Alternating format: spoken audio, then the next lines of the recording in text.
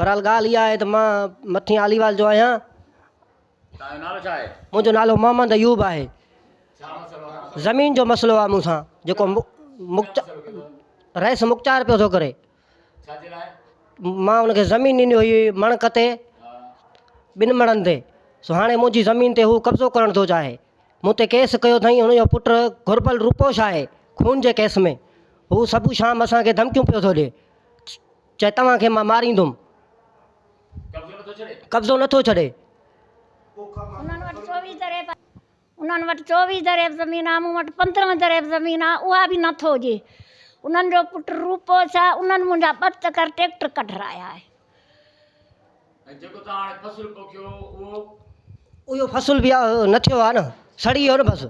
हुनखे पाणी न मिलियो, सम्झो न, हुनखे पाणी न मिलियो। असांजो पोख सुकाए छॾी हुन मुख़्तियार, रईस मुख़्तियार। वॾड़े मुख़्तियार असांजी पोख सुकाए छॾी। असांखे पाणी ॾियणु न ॾिनई, 3 पाणी ॾिनई असांखे, न भाण ॾियणु ॾिए थो, न असांखे पाणी ॾियणु ॾिए थो।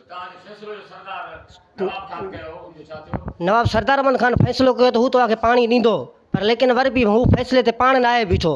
वरी बि असां ते कूड़ा केस कया अथई, मूं ते, मुंहिंजे सौटनि ते कूड़ा केस कया अथई। पंहिंजी माई खे पाण धकु हणी। त हुनजो पुटु जेको आहे रूपोश आहे, सम्झो न, ऐं 2-3 माण्हू वठी असांखे पियो थो धमकियूं ॾिए मारण जी।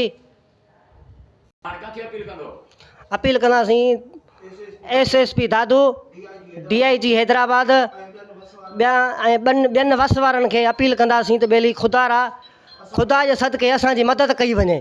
छो जो हू घुरबल माण्हू आहिनि, सभु शाम असांखे मारण जूं धमकियूं पिया था ॾियनि।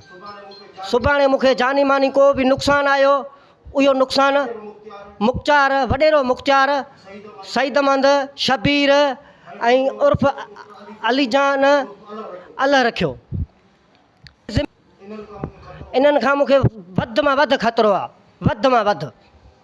बि आहे न, कंहिं महिल जो